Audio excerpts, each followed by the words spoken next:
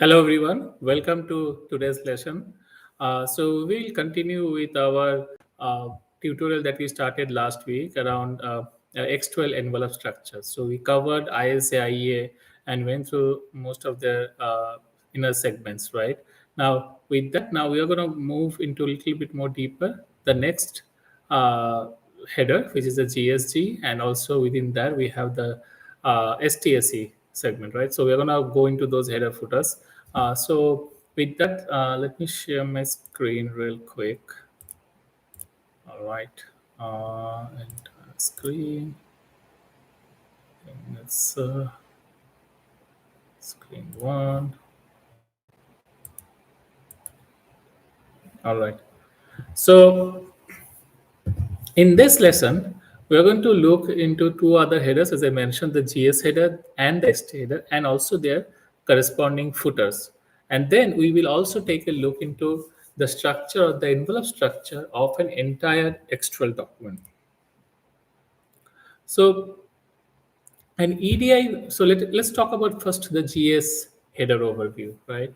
EDI file has one ISA header, as you have seen, but it can contain multiple functional groups, and each functional group typically begins with a GS header and ends with a GE footer. Now, frequently we have seen that there is just one functional group per EDI file, and each functional group or the inner envelope is also made up of one or more transaction sets, all of the same type, which is actually surrounded by the STAC segment. All right. Now, each transaction within the GS header starts with a ST segment. And for example, over here, we can say that, let's say if it is a ST star 856, which means that it would be an advanced shipment notice or an ASN, and ST star 810, the three-digit EDI number, that would be an invoice. Now, if a vendor ships 10 products on the same truck, typically it could send one EDI file, a single EDI file with two functional groups, which means two GSG segment, and one for all the 856 bunched together within the GSG, and one for all the 810s. This process is often called batching. But what we have seen is that typically, 8 10 invoices are often batched, but other transactions are not. So this is not very common scenario, but it can happen, and as per the standard, it is possible. All right. So here is the overall structure of an EDI file. Again, if you see over here, you have one header and one footer at the top and the bottom. So it's ISA and IEA. Then inside of that, you can have one or more functional groups, which is denoted by GSGE combination. In this example that I've given over here, you have two functional groups, right? One is containing three 856 or 856 or ASN transaction sets denoted by ST and SC. We have three set of 810s or invoices in another GSG segment. All right. Now, as I mentioned, that each one of those, okay, should contain same kind of transactions, right? So here, for example, we have like stuffed 856 I mentioned, right? In the first one, and then the second function group consists of three 810s or invoices. Now, in our previous slide, what I mentioned is that many times, many times actually, you're only going to see one functional group. So this is very uncommon, right? Uh, Typically, if you see it is there, okay, it's very rare, but and it's called batching. Now let's look at the structure of the transaction set. Now its syntax is, if you see over here, that it says ST star, then the three-digit EDI document number, followed by a star, and then a sequence number. All right. So ST01 is the EDI document number, ST02 is the sequence number, and which is actually oftentimes assigned by the EDI software. All right. And after the ST, you will have the number of transactions, the transaction details, and everything. And then at the end, you will have an SE. It ends with SC. Star transaction set, like how many transaction sets are there within that, like the total number of uh, uh, what you call sets or segments are there. That is 45 over here, for example, for the first one, the first STSC, and then followed by the same sequence number. Okay, so we're just saying, for example, there might be, as I mentioned, 45 segments in the first one, 22 segments in the second one, and then like 201 segments in the third 856 STSE, right? So that's how it's being denoted. All right. Now let's move on.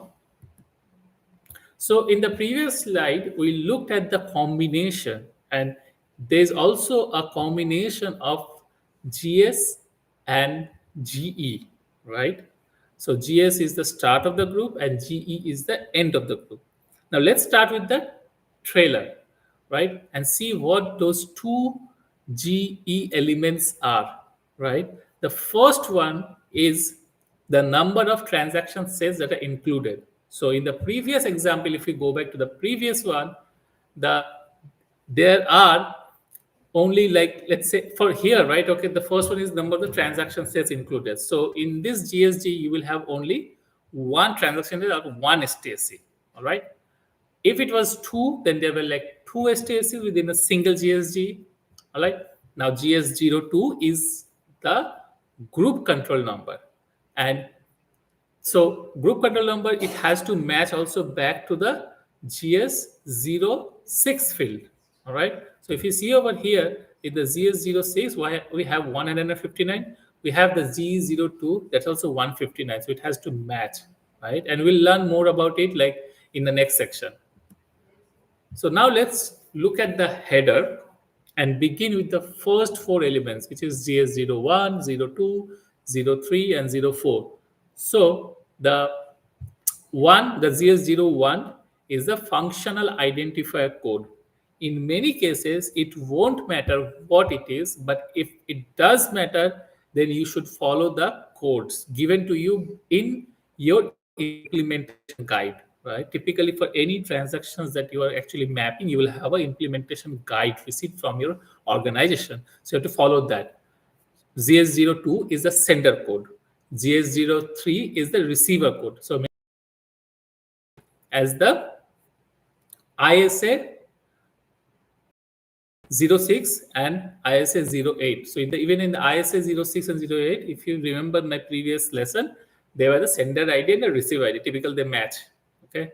Now, I think in many years ago, there was a reason for them to be being different. But what I have like implemented in my career, and as far as I know, it's like nowadays it's probably almost the same. So it really is not important what's in the GS02 and 03. But remember, it's a required field. So again, if you're going to have to work with your trading partner and see if it makes a difference, what's there, ask them and read their implementation guide.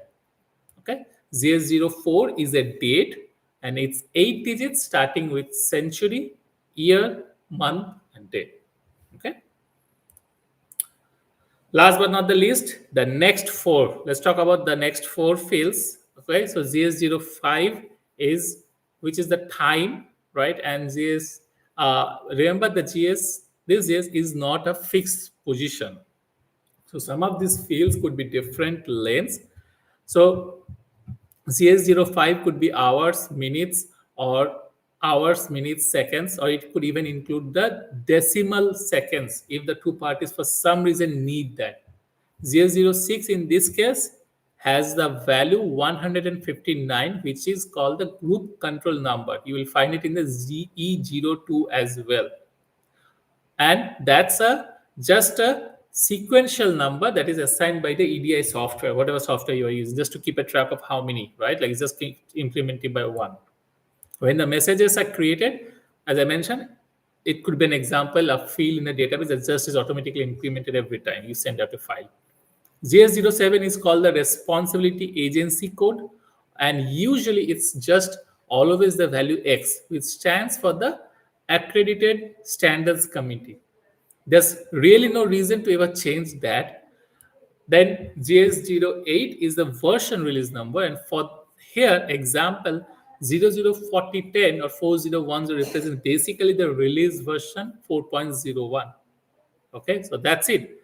Just remember this structure here that we had on the previous slide, and I think you will have that mastered.